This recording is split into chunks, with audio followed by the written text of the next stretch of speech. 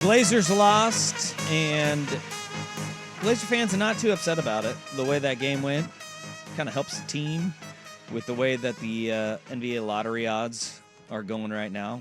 Big jump if you finish 8th as opposed to, the 10th worst record in the NBA as far as you're getting into the top 4. Double those top 4 odds from 13 to 26%. It's a big deal. One thing about that game is we talked a lot about it is there was something at the end that I think a lot of Blazer fans, they've wanted to see, and they finally got to see it.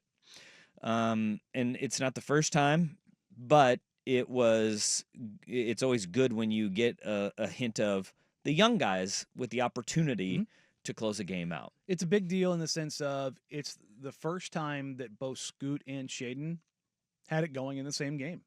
Like you look at the games that they've had when they've had good games, the other one they would be okay. And so you would give Chauncey Billups, okay, we're going to go with Ant here. Or we're going to go Jeremy here. We're going to go with somebody else we can trust. Even if a guy's having an okay game, there's just been something that would kind of make you pull the ripcord a little bit.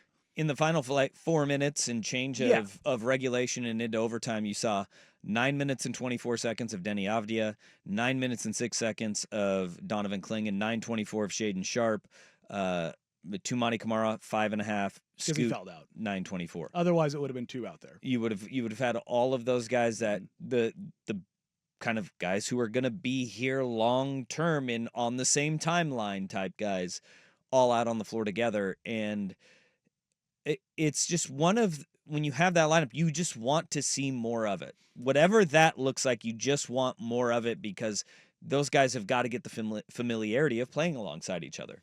Yeah, so after last night's game, that group has played 83 possessions together. All 5? Yes, all 5. Okay. So all 5 of those guys have played 83 possessions together this season.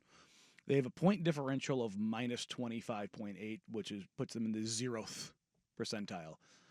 They are 0 in points per possession. They are 0 in effective field goal percentage. They are 0 in turnover rate.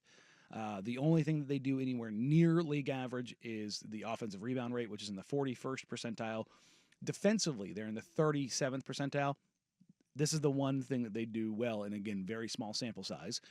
They hold opponents to 51.2% in effective field goal percentage, which is in the 92nd percentile. Otherwise, everything else, opponents, their offensive rebound rate is 34.8, which is the 2nd percentile, which means their Blazers get pummeled on the offensive glass, and their free throw rate is 32.1, which means they get to the free throw line. Yeah, at a horrendous and it's rate. you said 83 possessions of the entire season. Yeah, That it's is again incredibly insanely small. But that's why people wanted to see more of it because they have to get used to playing with each other. And the pushback to that from the coaching staff and the players will be that they been trying to win games for the past 2 months, and putting all 5 of those guys out on the floor, even in a small sample size, and even the eye test tells you you can't do that if you're trying to win games. Now you can disagree with that, but they chased the play-in. Yep, that's what they did, and I disagree with that. That's fine, very vehemently. But the data bore it out, and for the last the data board out what? Chasing the play-in? No. I'm talking about those guys on the floor together. Goodness gracious! Well, no, I mean, look, I didn't think they were ever going to get there, but no. Joe decided that was the path that they were going to take, and he was going to give them opportunity. And here's the thing that I liked about last night. Everybody talks about, well, they need minutes. And like I am a firm, steadfast believer. Volume of minutes does not matter. Quality of minutes matters. Last night, that was quality minutes. It mattered. It was tight. They were playing well. Scoot Henderson has 18 points in the 4th quarter, and I thought Chauncey gave him enough rope to try to make game-winning plays in the 4th quarter. Mm-hmm. And Scoot lost the ball a couple times and forced a couple plays that probably weren't there. But I'm okay with that because Chauncey said, look, man, you've earned it. Yeah, I just think that there has been ample opportunity to give them those quality minutes, and they have not. I don't think there was ever a time when you could say that all those guys were playing well together. There was time to put them out on the floor, though, and give them the opportunity to. There absolutely 100% is. And chasing the play-in is one thing, and they weren't going to get it. Let those guys decide those games then, Which is what they're going to do down the final now 15 games. I would be shocked if you don't see this lineup Yeah. a lot Yeah. down the stretch. And that's what people want to see, and Yeah. because those are the guys that are going to be here long term. I mean, they're on the same timeline moving forward, and so hopefully we do get more than 83 possessions. Oh yeah, no, I that number is going to be probably close to 400 or 500, I think, by the end of the season. Yeah. And that's when the data actually starts to normalize, is when you get about 500 possessions. Still not great at that point in time, but that's when Yep. it starts to normalize. Yeah. So it'll be interesting to kind of see what that is, because the Ant, Denny 2 Klingon lineup, those 4 guys, and then you can kind of, whoever you kind of put in there, is got, I want to say it's almost 500 possessions, and it's in the 99th percentile. Hey, that's in pretty points good. per possession. And that's the data they were leaning on.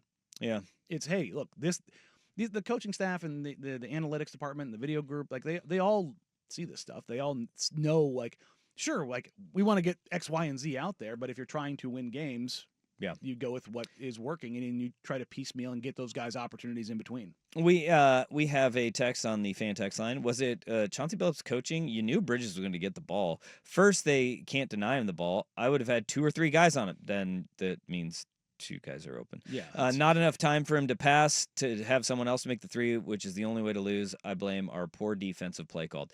Look, that was a falling away, falling from right to left from 28 feet. 28 feet.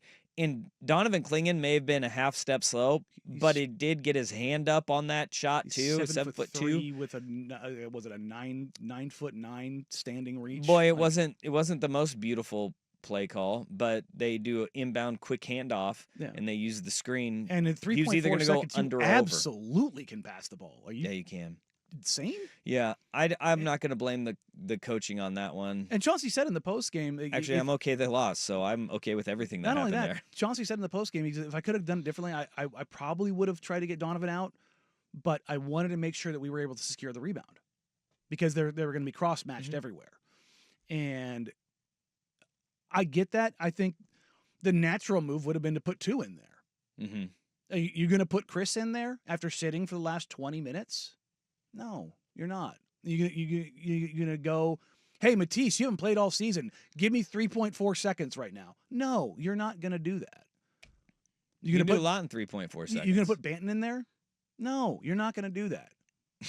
And again, I don't think Chauncey had committed coaching malfeasance. I think he did what he thought was right in a situation. Even if you disagree with it, it was a hell of a shot. Dude. It was an insane shot.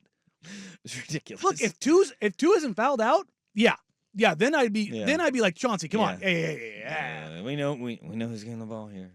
Yeah. Especially with no Brunson. Yeah. To be fair, I thought it was going to be Cat.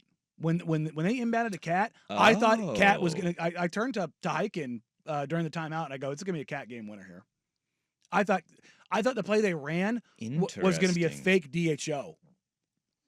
Because there'd probably be a cross match on Cat with Denny. And Denny was on Cat, and Cat is, 7 foot tall, and he's a great 3-point shooter.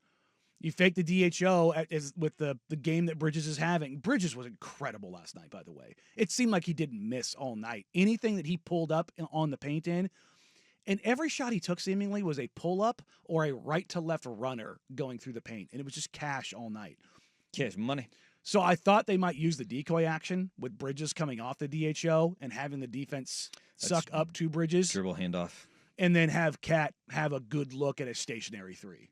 That's what I thought was going to happen. When he handed off, I was like, oh. All right.